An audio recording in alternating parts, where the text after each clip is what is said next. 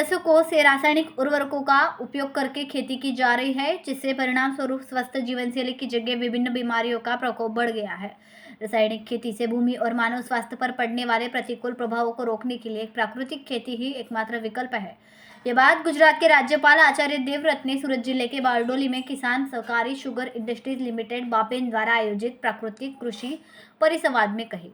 Bardoli धुरिया road स्थित केदारेश्वर महादेव मंदिर में आयोजित इस परिसंवाद में राज्यपाल ने जिले के प्रगतिशील किसानों के साथ संवाद किया, उनकी प्रतिक्रियाएं सुनी और पारंपरिक खेती करने वाले किसानों को रासायनिक खेती के स्थान पर प्राकृतिक खेती अपनाने की प्रेरणा दी। इस अवसर पर प्राकृतिक खेती करने वाले प्रगतिशील किसानों को राज्यपाल द्वारा सम्मानित भी किया गया। राज्यपाल ने कहा कि प्रधानमंत्री नरेंद्र मोदी ने देश के किसानों और कृषि को समृद्ध बनाने के लिए प्राकृतिक कृषि मिशन शुरू किया। इस मिशन के तहत नवंबर महीने में राष्ट्रीय प्राकृतिक कृषि मिशन की शुरुआत की गई, जिसके लिए 2481 करोड़ रुपए आवंटित किए गए। उन्होंने बताया कि गुजरात के कृषि मॉडल को इस मिशन के रोल मॉडल घोषित किया गया है। देश में प्राकृतिक कृषि के विस्तार के लिए राज्य सरकार ने प्राकृतिक कृषि को जन आंदोलन के रूप में आगे बढ़ने का संकल्प लिया।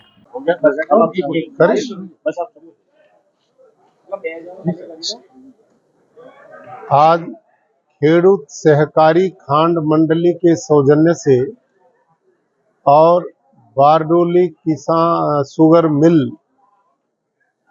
के डायरेक्टर्स के सहयोग से कृषि संवाद, प्राकृतिक कृषि संवाद का कार्यक्रम किसानों के बीच में किया गया, जिसमें हजारों किसानों ने भाग लिया और भारत के यशस्वी प्रधानमंत्री श्रीमान नरेंद्र मोदी जी ने जो राष्ट्रीय प्राकृतिक कृषि मिशन बना करके देश के समस्त किसानों की प्रगति, उन्नति, खुशहाली का अभियान चलाया है, उसमें आज किसानों से आग्रह किया गया कि वो रासायनिक खेती को छोड़कर प्राकृतिक खेती की ओर बढ़ें, क्योंकि इस खेती से पर्यावरण भी बचेगा, धरती माँ का स्वास्थ्य भी बचेगा और लोगों का स्वास्थ्य भी बचेगा, गौ माता भी बचेगी, किसान की आय भी बढ़ेगी।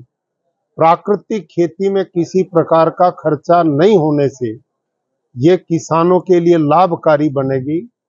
तो व्यापक रूप से आज ये चिंतन किया गया और मुझे प्रसन्नता है कि प्रदेश सरकार के सहयोग से आज लाखों किसान गुजरात में प्राकृतिक खेती करना शुरू कर चुके हैं और ये मिशन आने वाले वर्ष में और तेजी से मिल करके सभी खेडूतों के साथ हम आगे बढ़ाएंगे।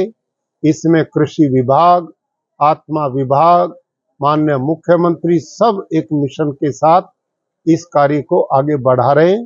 धन्यवाद। आज खास करीने बारडोली शुगर फैक्टरी तरफथी जे प्राकृतिक खेतीनो जे अभिगम छे अने आदरणीय राज्यपालश्री उपस्थित थया छे। खूब ज आवनार दिवसोमां एक नवी दिशा मळवानी छे अने खास करीने दक्षिण गुजरातनो मुख्य पाक શેરડી छे। શેરડીમાં તમે જો તો સતત જે 25 વર્ષ અગાઉ જે એકંદિત ઉત્પાદન 45 અને 50 ટન હતું, આજે ઘટીને તમે જો તો 25-27 ટન થયું છે। એનું મુખ્ય કારણ સતત શેરડી અને ખાસ કરીને જે રાસાયણિક ખાતરનો વધુ પડતો ઉપયોગ, વધુ પડતો પાણીનો ઉપયોગને કારણે આજે જે જમીન બગડી છે।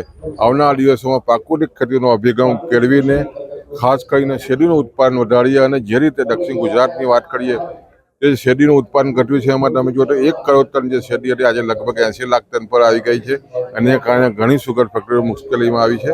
તો આવનારા દિવસોમાં પ્રાકૃતિક ખેતી જ આવનારા દિવસોમાં ખેડૂતોને બચાવી શકશે। એ અભિગમ સાથે રાજ્યપાલશ્રીનો જે અભિગમ છે એને આવનારા દિવસોમાં તમામ જિલ્લાઓમાં એનો ઉપયોગ થાય એ દિશાનો આજનો અભિગમ ખૂબ જ સરાહનીય છે। મારું નામ ડૉક્ટર ઝલકસિંહ હિંમતસિંહ રાઠોડ। હું કૃષિ વિજ્ઞાન કેન્દ્ર સુરત ખાતે વરિષ્ઠ વૈજ્ઞાનિક અને વડા તરીકે ફરજ બજાવું છું। અમારું કેન્દ્ર નવસારી કૃષિ યુનિવર્સિટી અંતર્ગત આવે છે। આમ તો આજનો જે કાર્યક્રમ છે બારડોલી શુગર દ્વારા આયોજિત કે જે કેદારેશ્વર મંદિર ખાતે રાખવામાં આવ્યો છે, એનો મુખ્ય ઉદ્દેશ્ય છે કે આપણે આ દક્ષિણ ગુજરાતમાં ખાસ કરીને સુરત જિલ્લામાં જ્યારે શેરડીનું મોટા પાયે વાવેતર થાય છે તો આ વિસ્તારના ખેડૂતો પ્રાકૃતિક ખેતી કે જે ખૂબ જ ખર્ચાળ નથી એમ ગણી શકાય, કારણ કે મેં હમણાં એક વાત કરી હતી કે ભાઈ અમારા નાંદેડા ખેડૂત છે એ ભાઈએ વીઘે 35 ટનનું ઉત્પાદન 1 પણ રૂપિયાના રાસાયણિક ખાતર, એમનું અગાઉના વર્ષોમાં જ્યારે કેમિકલ ખેતી કરતા હતા ત્યારે 3.5 લાખ રૂપિયા ખાતરનું બિલ આવતું હતું. આજે એમનું બિલ રાસાયણિક ખાતરનું 0 આવે છે અને છતાં પણ ઉત્પાદન ગામ વિસ્તારની એવરેજ કરતાં 15 ટન જેટલું વધારે પાકે છે. તો શા માટે આવી ખેતી ન કરવી જોઈએ?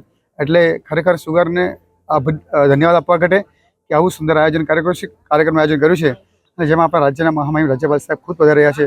તો હું ઈચ્છું છું કે આ કાર્યક્રમ ખૂબ સફળ છે જ અને લોકો એમાંથી વધારે પ્રેરણા લઈને પ્રાકૃતિક ખેતી કરશે. સંવાદદાતા કૈલાશ કુમાવત, BHP ન્યૂઝ, બારડોલી.